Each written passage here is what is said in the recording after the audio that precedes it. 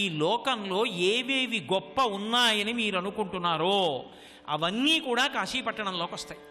ఒక పక్క గంగ, ఆ గంగా నదిలో స్నానం చేస్తాడు, సమస్త పాపములను పోగొట్టుకుంటాడు, విశ్వనాథుణ్ణి సేవిస్తాడు.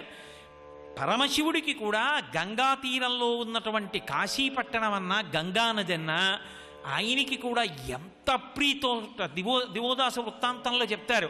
ఆ కాశీని విడిచిపెట్టి ఉండలేడు, ఎప్పుడూ అందులో ఉంటాడు. అందుకే అవిముక్త నగరి అని పేరు. ఆయన వదిలిపెట్టాడు కాబట్టి దానికి ఆ పేరు.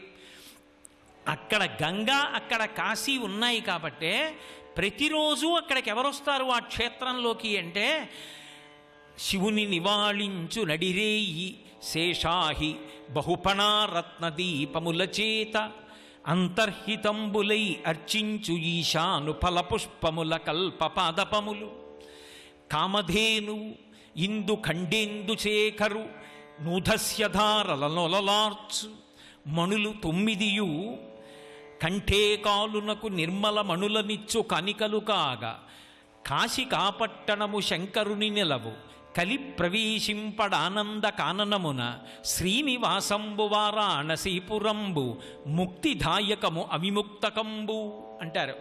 ఆ గంగ పక్కన ఉన్న కారణం చేత, గంగ మీద ప్రీతితో శివుడున్న కారణం చేత కాశీపట్టణంలో ఉన్న విశ్వనాథాలయంలోకి ఎవరెవరొస్తారంటేట, అర్ధరాత్రి అయ్యేటప్పటికి 1000 పడగలతో ఆదిశేషుడు లోపలికి వస్తాట.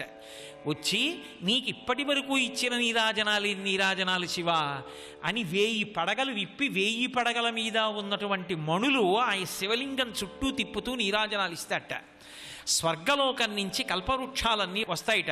అంతర్హితంబులై అర్చించు ఈశాను ఫలపుష్పముల కల్పపాదపములు, కల్పవృక్షాలన్నీ వచ్చి ఆయన దగ్గర ఫలపుష్పములను సమర్పించి సేవిస్తాయి. కామధేను వచ్చి ఆయన శివలింగం మీదకి నిలబడి నూధస్యదారల నొలలార్చు తన పాలతో విశ్వనాథలింగాన్ని అభిషేకిస్తుందిట. అలాగే నవనిధులు బయలుదేరి వచ్చి నిర్మలమైనటువంటి మణులు కంఠేకాలునకు కానుకల కిందనిస్తాయిట. కాశికాపట్టణము శంకరుని నిలవు, ఆ కాశీపట్టణం శంకరుని యొక్క నివాస క్షేత్రం.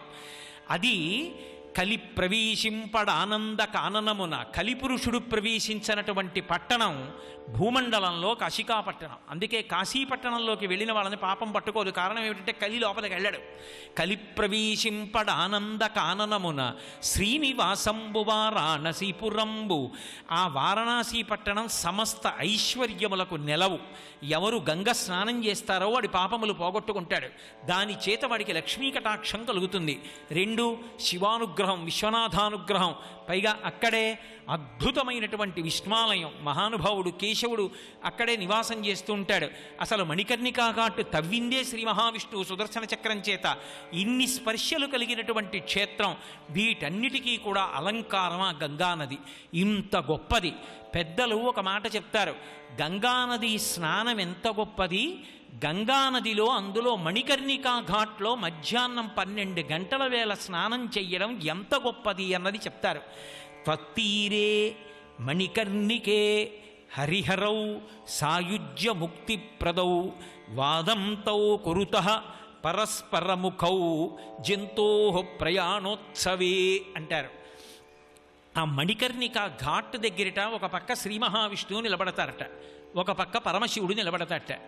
మధ్యాహ్నం 12 గంటలకి వెళ్ళి సంకల్పం చెప్పి మణికర్ణికలో తల ముంచగానే నేను మోక్షం ఇస్తానంటే నేను మోక్షం ఇస్తానని వాదంతో కురుత పరస్పరముఖౌ జంతో ప్రయాణోత్సవే, ఆ వాడి యొక్క ప్రాణములు ఉద్గమించి వెళ్ళిపోయేటప్పుట వాడు మణికర్ణికా ఘాట్కి వచ్చి 12ంటికి స్నానం చేశాడు, నేను మోక్షం ఇస్తానంటే నేను మోక్షం ఇస్తానని చెప్పి శ్రీ మహావిష్ణువు పరమశివుడు ఎదురెదురుగుండా నిలబడి వాదించుకుంటూ ఉంటారట.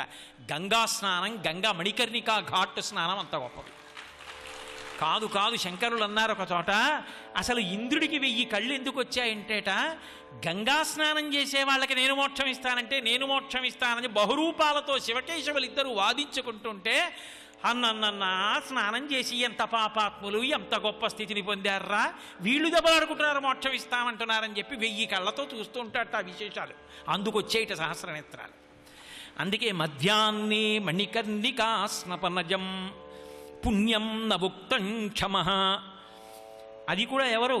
స్వీయైరబ్దశతై చతుర్ముఖధరో వేదార్థదీక్షా గురో యోగాభ్యాస బలేన చంద్రశిఖరస్తత్పుణ్యపారంగతః తత్తీరే ప్రకరోతి సుప్త పురుషం నారాయణం వా శివం అన్నారు. గంగానది స్నానం ఎంత వైభవోపేతమో శంకర భగవత్పాదులు తీర్పు చెప్పారు. గంగానదిలో స్నానం చేసి శరీరం విడిచిపెట్టేసినటువంటి వాడు ఏ స్థితిని పొందుతాడంటేట, ఒకడు నారాయణ రూపాన్ని పొందేస్తాట, ఒకడు శివస్వరూపాన్ని పొందేస్తాట. పొందేసి ఒకడు చంద్రశేఖరుడు అయ్యాడు, ఒకడు శ్రీ మహావిష్ణువు అయ్యాడంటే సారూప్య మోక్షాన్ని పొందారు. ఇద్దరు అటువంటి రూపాలు పొందారు. పొంది ఈ మోక్షాలు పొందిన వాళ్ళందరూ సారూప్య మోక్షం పొంది గంగ ఒడ్డున తిరుగుతుంటేట అసలు శ్రీ మహావిష్ణువు అసలు చంద్రశేఖరుడు అనుకుంటారట. ఇంతమంది తిరుగుతుంటే మన ఇద్దరిని నిలబడితే మాత్రం మనమే విష్ణువు చంద్రశేఖరుడు అని ఎవరు తెలుసుకుంటారు అని తత్తీరే ప్రకరోతి సుప్త పురుషం నారాయణం వా శివం. వాళ్ళిద్దరూ శుభ్రంగా పడుకుంటారట అలా ఒడ్డున.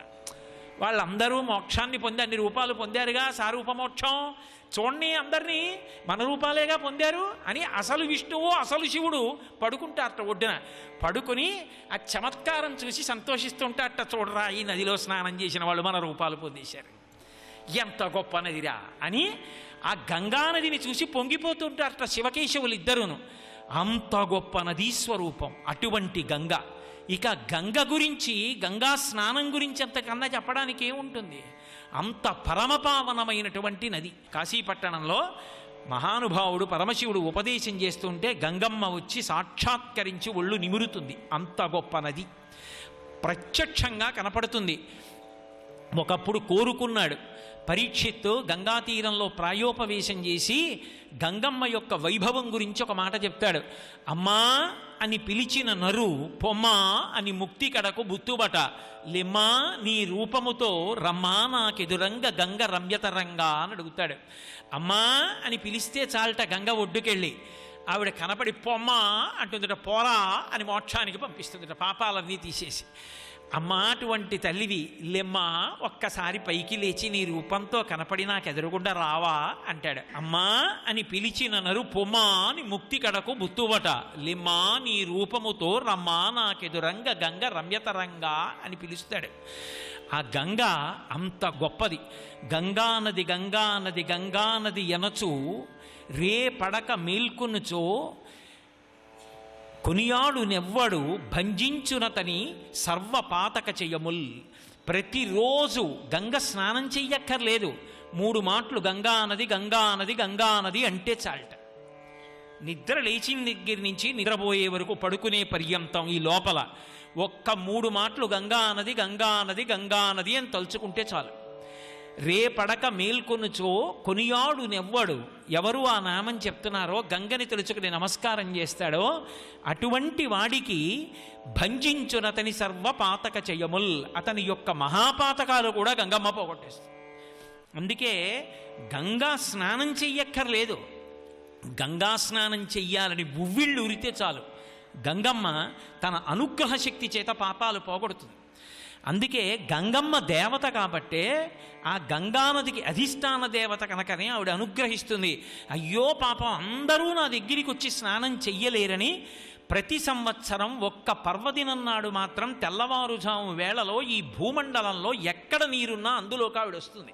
అది నుయ్యి కానివ్వండి, పంపు కానివ్వండి, పాతాళం కానివ్వండి, నది కానివ్వండి, సరస్సు కానివ్వండి, చెరువు కానివ్వండి, అందులోకి వస్తుంది. మన వాళ్ళు ఇప్పటికీ చెప్తూ ఉంటారు దీపావళి అమావాస్య తిథి నాడు ఎందుకు తలస్నానం చేస్తారు అంటే ఒంటికి నూనె రాసుకుంటారు. తైలే లక్ష్మీ జలే గంగా దీపావళి తిథౌవసేత్. తైలంలో లక్ష్మీదేవి ఉంటుంది, ఆ నూనెని ఒంటికి రాసుకుంటే అలక్ష్మి పోతుంది. ఆ రోజు తలస్నానం చేస్తే గంగా స్నానం చేసిన ఫలితం వస్తుంది, దానివల్ల పాపాలు పోతాయి. ఒక్క దీపావళి అమావాస్య రోజు మాత్రం అన్ని జలములలోకి గంగమ్మ ప్రవేశిస్తుంది. అందుకే దీపావళి అమావాస్య స్నానం అంత గొప్ప స్నానమైంది. ఆ గంగానది ఎంత గొప్ప స్థాయిని పొందింది అంటే బాహ్యంలో పరమశివుడికి ఒక్కతే ఇల్లాలు పార్వతీదేవి, కానీ పార్వతీదేవి అంటే ఆయనకి ఎంత ప్రేమో అంత ప్రేమ నలుగురి మీదకు ఉంటుంది. అందుకే పార్వతీదేవితో సమాన స్థాయి చెప్తారు నలుగురికి. కానీ భార్యాస్థానాలు కావు, బాగా జ్ఞాపకం పెట్టుకోవాలి. పార్వతీదేవితో సమాన స్థాయి భార్యాస్థానం పార్వతీదేవిదొక్కదానిదే. అందుకే గౌరీ యొక్కతే ఆకాశ గంగ యొక్కతే, కాశీ యొక్కతే దక్షిణ కాశీ యొక్కతే, నలుగురును శంభునకు లోకనాయకునకును రాణి వాసంబులను రాగ రసము పేర్మి అంటారు. పరమశివుని యొక్క నలుగురు ఇల్లాండ్రతో సమానం వాళ్ళు. నలుగురు భార్యకి ఎటువంటి స్థానమో అంత స్థానం ఇచ్చాడు. మొట్టమొదటిది గౌరీ యొక్కతే పార్వతీదేవి. గౌరీ యొక్కతే ఆకాశ గంగ యొక్కతే. ఆ గంగే కదా భూమి మీదకి వచ్చింది, కాబట్టి గంగ ఆకాశ గంగ యొక్కతే. కాశీ యొక్కతే దక్షిణ కాశీ యొక్కతే. కాశీపట్టణం ఒకటి, దక్షిణ కాశీ అయినటువంటి దక్షారామం ఒకటి. కాశీ యొక్కతే దక్షిణ కాశీ యొక్కతే, నలుగురును శంభునకు లోక నాయకునకును. పరమశివునికి ఈ నలుగురు కూడా రాణి వాసంబులను రాగ రసము పేర్మి. అంతఃపురకాంత అయినటువంటి పార్వతీదేవికి ఏ స్థానమో వీళ్ళ నలుగురికి ఆ స్థానం. అందుకే వీళ్ళ నలుగురి జోలికి వెళ్ళిన, ఈ నలుగురిని తక్కువ చేసిన శివాగ్రహానికి పాత్రుడవ్వలసి వస్తుంది. వీళ్ళ నలుగురిని కీర్తించిన, స్తోత్రం చేసిన, వాళ్ళ పట్ల మర్యాద పాటించిన అంత గొప్ప శివానుగ్రహానికి పాత్రుడు కూడా అవుతాడు. గంగా వైభవం గురించి పెద్దలు ఒక మాట చెప్తారు.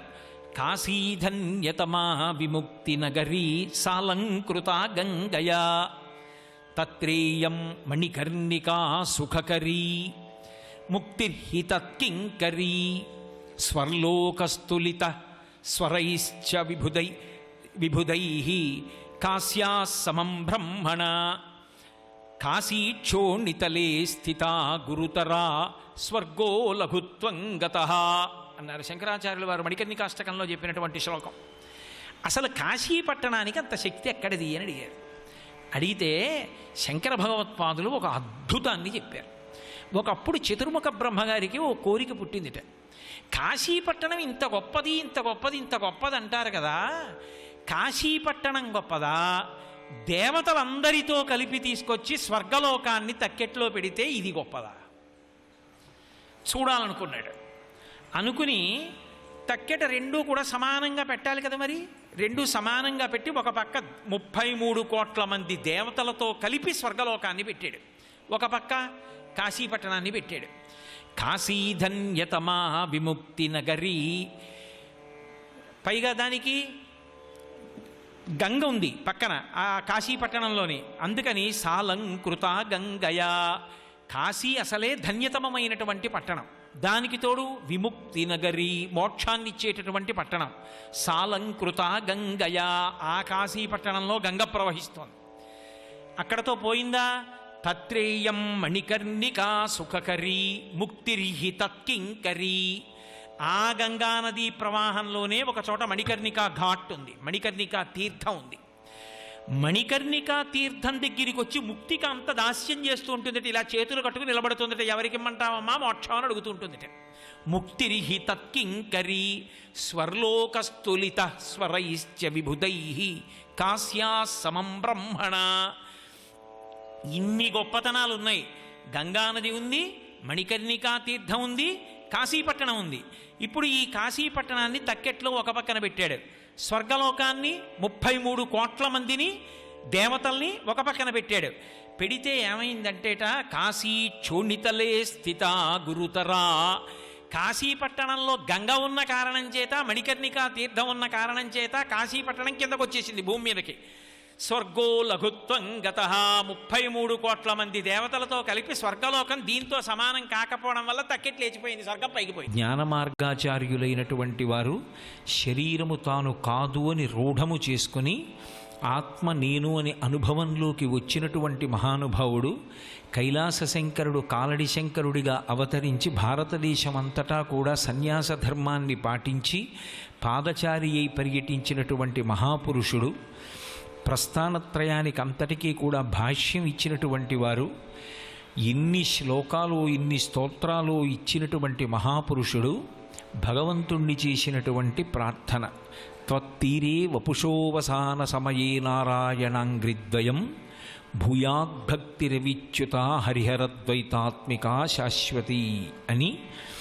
ఈశ్వర నాకు ఒక కృప కావాలి, ఏమి అంటే అది మాతా జాహ్నవి శంభు సంగమిళితే మౌళో నిధాయాంజలిం త్వత్తీరే వపుషోవసాన సమయే నారాయణాంఘ్రిద్వయం సానందం స్మరతో భవిష్యతి మమ ప్రాణ ప్రయాణోత్సవే భూయాద్భక్తిరవిచ్యుత హరిహరద్వైతాత్మికా శాశ్వతి అన్నారు.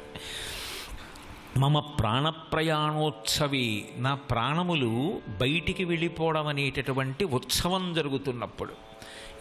సాధారణంగా ప్రాణం పోతోంది అంటే బెంగపెట్టుకుంటారు. శంకర భగవత్పాదులు అన్నారు మమ ప్రాణ ప్రయాణోత్సవే. ఎందుకని? భగవాన్ రమణులు ఒక మాట అంటారు, ఏదో ఒక గుడారంలోకి తీసుకొచ్చి ఏనుగుని కట్టేస్తే ఆ గుడారంలో పట్టనటువంటి ఏనుగు కొట్టుకున్నట్టు అంతటా వ్యాప్తి చెందినటువంటి ఆత్మ నేను అన్న విషయం అనుభవంలోకి తెచ్చుకున్నటువంటి జ్ఞాని ఒక స్థూలమైనటువంటి శరీరమునకు మాత్రమే పరిమితమై ఉండి ఆ శరీరమునందే తాను ఉండడం అనేటటువంటి దానికి అంత పెద్దగా ప్రాధాన్యత ఇచ్చేటటువంటి విషయం ఉండదు. అందుకే ఆ శరీరం పడిపోతున్నప్పుడు కూడా పరమ సంతోషంతో ఉంటాడు. ఎందుకని అంటే ఇప్పుడు నేను ఎక్కడికి వెళ్ళడానికి ఏం లేదు, శరీరం అన్నది పడిపోతుంది, అంతటా వ్యాప్తి చెందినటువంటి రూపంగా మారిపోతున్నాను. ఆత్మ సత్యం కనుక ఇక నేను ఆత్మగానే నిలబడతాను తప్ప ఇక మళ్ళీ శరీరమును పొందను. కాబట్టి మమ ప్రాణప్రయాణోత్సవే భూయాద్భక్తిరవిచ్యుత హరిహరద్వైతాత్మికా శాశ్వతి. శంకర భగవత్పాదులు చేసినటువంటి పరమాద్భుతమైన ప్రార్థన గంగ మీద. అమ్మ, ఆఖరణ నా శరీరంలోంచి ప్రాణం వెళ్ళిపోయేటప్పుడు నీ ఒడ్డున నిలబడి ఒక్కసారి నిన్ను చూడాలి. ఆ రమణీయమైన తరంగములతో ప్రవహించేటటువంటి నీ రూపం వంక చూస్తూ నేను శరీరం విడిచిపెట్టాలి. ఆ విడిచిపెట్టేటప్పుడు భూయాద్భక్తిరవిచ్యుత హరిహరద్వైతాత్మికా శాశ్వతి. ఎందుకు ఈ మాట అన్నాం అంటే నారాయణాంఘ్రిద్వయం, నా శరీరం పడిపోయేటప్పుడు నేను శ్రీమన్నారాయణుని యొక్క పాదపద్మములను నా తల మీద ధరించినట్టుగా ధ్యానం చేస్తూ పడిపోవాలి. లేదా నా హృదయమునందు నారాయణమూర్తి యొక్క పాదపద్మములను ధ్యానం చెయ్యాలి. భాగవతంలో ప్రహ్లాదుడు అంటాడు, అంబుజోదర దివ్యపాదారవింద చింతనామృతపాన విశేషమత్త చిత్తమీరీతి ఇతర విషయంబు చేరనీర్చు వినుత గుణశీల మాటలు వేయునేలా అంటాడు. నేను నా గుండెల్లో ఆ శ్రీమన్నారాయణుని యొక్క పాద పంకజాన్ని చూస్తూ దర్శనం చేస్తూ పరవశిస్తూ ఉండగా నా శరీరం పడిపోవాలి. అదేమిటి? కాశీపట్టణం వెళ్ళడం ఏమిటి? గంగ ఒడ్డున నిలబడ్డం ఏమిటి? విశ్వనాథుణ్ణి కదా స్మరించాలి. శ్రీమన్నారాయణుణ్ణి స్మరిస్తానంటారేమిటి శంకరాచార్యుల వారు? ఆయనకి సహజంగా చాలా విష్ణు భక్తి. అందుకే మీరు శంకరాచార్యుల వారి యొక్క వాంగ్మయాన్ని పరిశీలనం చేస్తే ఎక్కడెక్కడ అవకాశం ఉంటే అక్కడక్కడ విష్ణు స్పర్శ తీసుకొస్తారు శంకరాచార్యుల వారు. ఆఖరికి సౌందర్యలహరిలో అమ్మవారిని స్తోత్రం చేస్తూ కూడా శ్రీమన్నారాయణ స్పర్శ తీసుకొస్తారు. అవిద్యానామంతస్తిమిరమిహిరోద్దీపనగరీ జడానాం చైతన్యస్తబకమకరందశ్రుతిఝరీ దరిద్రాణాం చింతామణి గుణనికా జన్మజలధౌ నిమగ్నానాం దంస్ట్రా మురరిపు వరాహస్య భవతి అంటారు. అమ్మవారి పాదం యొక్క వైభవం చెప్తూ, అమ్మ అది మురారి అయినటువంటి శ్రీ మహావిష్ణువు యొక్క ఆదివరాహావతారమునందు ఉన్నటువంటి దంస్ట్ర కోర వంటిదమ్మా. అది భూమిని నీటి నుండి పైకెత్తినట్టు సంసార సముద్రము నుండి నన్ను పైకెత్తగలదు నీ పాదం అంటారు. ఎక్కడెక్కడ అవకాశం దొరికితే అక్కడక్కడ విష్ణు స్పర్శ తీసుకొస్తారు. నిజానికి శంకరాచార్యుల వారి కులదైవం కృష్ణ పరమాత్మ. అందుకే భజ గోవిందం భజ గోవిందం గోవిందం భజ మూఢమతే. ఈ లోకంలో గోవిందనామాన్ని వ్యాప్తి చేసినటువంటి వారు శంకర భగవత్పాదులు. శంభో శంకర హరహర మహాదేవ శివనామాన్ని వ్యాప్తి చేసినటువంటి వారు జ్ఞాన సంబంధనైనారు. కాబట్టి అటువంటి శంకర భగవత్పాదుల యొక్క కోరిక ఏమిటి అంటే నారాయణాంఘ్రిద్వయం, శ్రీమన్నారాయణుని యొక్క పాద కమలముల జంట నా గుండెలలో నేను ధ్యానంలో చూస్తూ నీ ఒడ్డున శరీరం విడిచిపెట్టాలి. అదేమిటి? విశ్వనాథుణ్ణి అడగచ్చగా అంటే ఆయన అందుకే చిట్ట చివర జ్ఞానాచార్యుల వారు కనుక ఈ లోకానికంతటికీ హితోపదేశం చెయ్యవలసిన అవసరం ఉన్నవారు కనుక ఆచార్య స్థానం నుంచి జారరు వారు. జారకుండా ఒక మాట చెప్పారు, భూయాద్భక్తిరవిచ్యుత హరిహరద్వైతాత్మిక శాశ్వతి. నేను ఆఖరి ఊపిరి వరకు శివకేశవుల మధ్య భేదమును పాటించకుండా ఉందునుగాక. శివుడు కేశవుడు అని ఇద్దరు లేరు, ఉన్నది ఒక్కటే. ఈ భావన చేత విశ్వనాథ రూపంలో శ్రీమన్నారాయణుని యొక్క పాద పంకజములను లోపల నేను దర్శనం చెయ్యాలి. లోపల ధ్యానం చేస్తుండగా గంగానదిని చూస్తూ గంగానది ఒడ్డున నా శరీరం వదిలేయాలి అని శంకరులు ప్రార్థన చేశారు. గంగమ్మకి కోపం వచ్చి అర్జునుణ్ణి శపించకముందే అర్జునుడు కొడుకు చేతిలో ఒకసారి మరణించి బ్రతికితే ఆ పాపం పోయింది కాబట్టి ఇప్పుడు నేను మళ్ళీ శపించడం అనవసరం.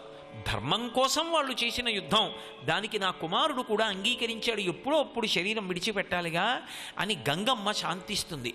అందుకని ఈ అవకాశం దాటిపోతే బభ్రువాహనుడికి అర్జునుడికి యుద్ధం జరగదు. బభ్రువాహనుడు ఒక్కడే నిగ్రహించగలడు. అంతటి తేజశ్శాలి, కారణజన్ముడు, విష్ణువాంశ సంభూతుడు. అందుకని బభ్రువాహనుణ్ణి రెచ్చగొట్టి అర్జునుణ్ణి పడగొట్టించాను. మళ్ళీ బ్రతికించాలి కనుక నా దగ్గర మృత సంజీవని మణి ఉంది కాబట్టి, అర్జునుణ్ణి బ్రతికించుకోగలనన్న ధైర్యం ఉంది కాబట్టి పడగొట్టించి బ్రతికించాను. దీని చేత నేను అర్జునుణ్ణి కాపాడాను, మనందరికీ దక్కేటట్టు చేశాను తప్ప నేను నీ కొడుకుని రెచ్చగొట్టి అర్జునుణ్ణి పడగొట్టి ఏ తప్పు చేయలేదమ్మా. లేకుంటే గంగమ్మ యొక్క ఆగ్రహానికి పాండవులందరూ మడిసిపోయేవారు. ఈ స్థితి ఏర్పడకుండా ఉండడానికి, గంగమ్మ శాంతించడానికి నేను ఇలా ప్రవర్తించవలసి వచ్చిందని ఉలూపి చెప్తే అప్పుడు అందరూ సంతోషించారు. గంగమ్మకే కోపం వస్తే అది ఎంత దూరం వెడుతుంది అన్నది ఆలోచించడానికి కూడా దొరకదు మహాభారతంలో. అటువంటి ఆగ్రహం తల్లిది. ఆమె భీష్ముడి వంటి మహాపురుషుణ్ణి ఈ జాతికి అందించింది. భీష్ముడే లేకపోతే ఇన్ని ధర్మాలు చెప్పిన వాడెవడు? మహాభారతానికి అంత కీర్తి ఎక్కడి నుంచి వచ్చింది?